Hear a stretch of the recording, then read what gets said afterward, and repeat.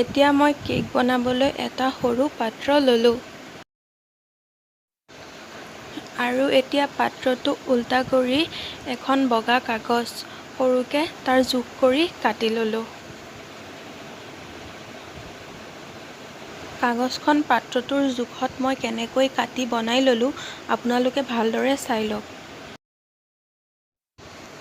এতিয়া পাত্ৰটোৰ আধাৰ পৰা বাতিটোলৈ জোখ লৈ কাগজখন আধাতে কাটি ল'ব লাগিব, তেতিয়াহে পাত্ৰটোৰ সমান হ'ব কাগজখন।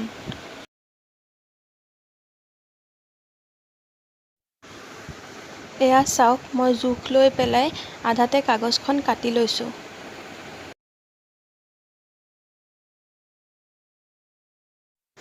এতিয়া পাত্ৰটো উল্টাই লৈ কাগজখন লাহেকৈ পাত্ৰটোত দি দিম।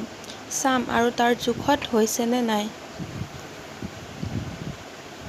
চাওকচোন, ধুনীয়াকৈ কাগজখন হৈ গৈছে।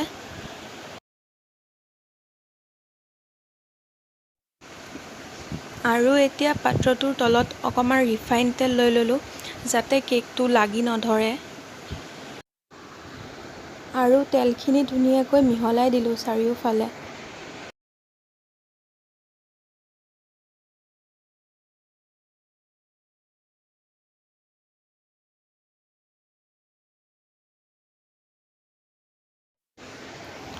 আৰু এতিয়া তেলখিনিৰ ওপৰত ধুনীয়াকৈ কাগজখন পাৰি দিলোঁ।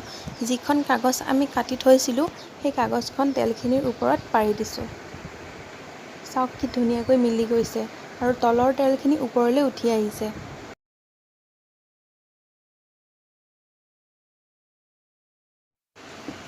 এতিয়া কাগজখনৰ ওপৰত আৰু অলপ ৰিফাইন তেল দি ধুনীয়াকৈ মিহলাই ল'ম, আগতে লোৱাৰ দৰে। চাৰিওফালে ভালকৈ তেলখিনি মিলাই দিছোঁ।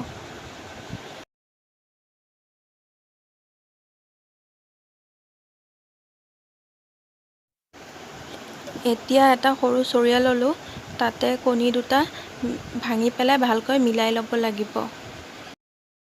মই দুটা কণীয়ে ইউজ কৰিছোঁ, আপোনালোকে 3টা বা 4টা কৰিব পাৰে, সেইটো আপোনালোকৰ নিজৰ কথা।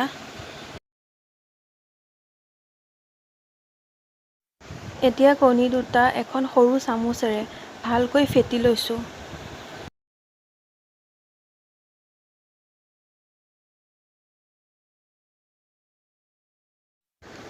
এনেকৈ 3ৰ পৰা 4 মিনিট ভালকৈ ফেটি ল'ব লাগিব।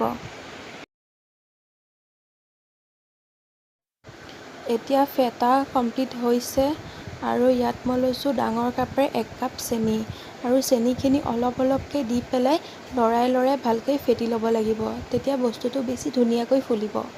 একেলগতে যদি আমি গোটেইখিনি দি লওঁ তেন্তে বস্তুটো ভাল নহ'বও পাৰে, সেইটো কাৰণে কমকৈ দি পেলাই লৰাই ল'ব লাগে। এতিয়া 4-5 মিনিটমানৰ কাৰণে কণী আৰু চেনিখিনি ভালদৰে লৰাই থাকিব লাগিব, তেতিয়াহে চেনিখিনি ভালদৰে মিলি পেলাই গলি যাব।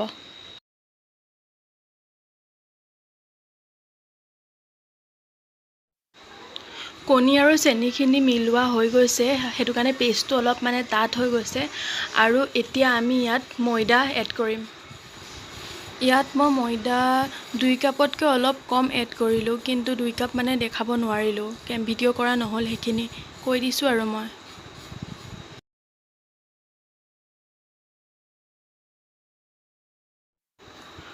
ময়দাৰ পিছত মই ইয়াত বেকিং পাউডাৰ 1 চামুচ দি আৰু অলপ দিছোঁ, যাতে কেকটো ভালদৰে ফুলি আহে। বেকিং পাউডাৰটোৰ কাৰণেইতো কেকটো ভালদৰে ফুলে।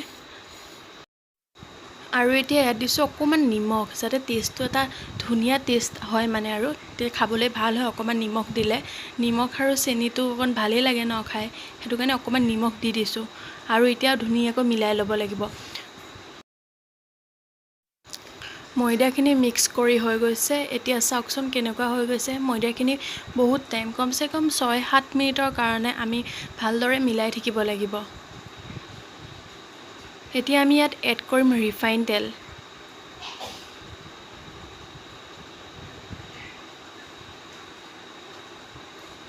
ৰিফাইন দি পেলাই আকৌ ভালদৰে ধুনীয়াকৈ লৰাই ল'ব লাগিব, যাতে তেলখিনি ভালদৰে মিক্সড হৈ যায়।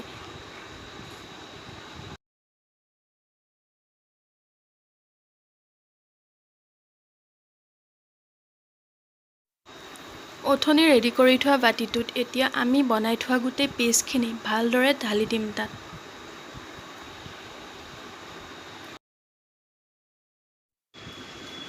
পেষ্টখিনি বাতিটোত দিয়াৰ পিছত বাতিটো আমি এনেদৰে অকণমান জোকাৰি দিম যাতে তাত থকা ভিতৰত থকা এয়াৰবোৰ বাহিৰলৈ ওলাই আহে। তেতিয়াহে আমাৰ কেকটো ভালদৰে ফুলিব। আপোনালোকে ভালদৰে চাওকচোন, এয়াৰবোৰ আপোনালোকে দেখিব যে ওপৰত উঠি আহিছে। এতিয়া 10 মিনিটমানৰ কাৰণে কেৰাহীটো মিডিয়ামত দি পেলাই গৰম কৰি লৈছোঁ। আৰু এতিয়া কেৰাহীটোত মই অলপ নিমখ ঢালি দিম। নিমখখিনি ওপৰত বাতিটো দি পেলাই কেকটো বনাম।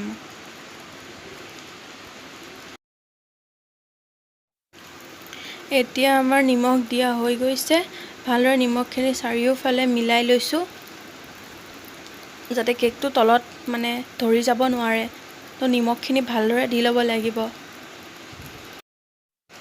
এতিয়া নিমখখিনিৰ ওপৰত আমি বনাই থোৱা পেষ্টখিনি সেই বাতিটো নিমখখিনিৰ ওপৰত লাহেকৈ দি দিছোঁ। দি পেলাই 40 মিনিটমানৰ কাৰণে ঢাকন মাৰি দিছোঁ। আৰু ইয়াৰ মাজতে আমি দাঙি দাঙি ঢাকনখন চাই থাকিলে কেকটো ভালদৰে নুফুলে। 40 মিনিটমানৰ পিছতেই মই কেকটো চালোঁহি, কেকটো ধুনীয়াকৈ ফুলি উঠিছে।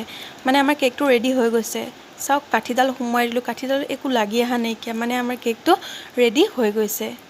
এতিয়া মই গেছটো অফ কৰি অলপ ঠাণ্ডা হ'বলৈ অলপ টাইম থৈ দিম। এতিয়া চাওক, কেকটো ধুনীয়াকৈ তাৰ পৰা উলিয়াই আনিলোঁ। অকণমানো তলত লাগি ধৰা নাই, বহুত ধুনীয়াকৈ ওলাই আহিছে। এতিয়া চাওক, এক পিচ কেক কাটি লৈছোঁ, কিমান ধুনীয়া হৈছে। বহুত ধুনীয়াকৈ সিজিছে আৰু বহুত ছফ্ট হৈছে কেকটো। আপোনালোকে দেখি নিশ্চয় গম পাইছেই, বহুত ধুনীয়া হৈছে কেকটো। আৰু আজিৰ ভিডিঅ'টো মই ইয়াতে শেষ কৰোঁ। যদি চাই ভাল পালে তেনে like, comment, share and subscribe কৰি দিব। আৰু ভিডিঅ'টো চাই কেনে পালে কমেণ্টত জনাবলৈ নাপাহৰিব।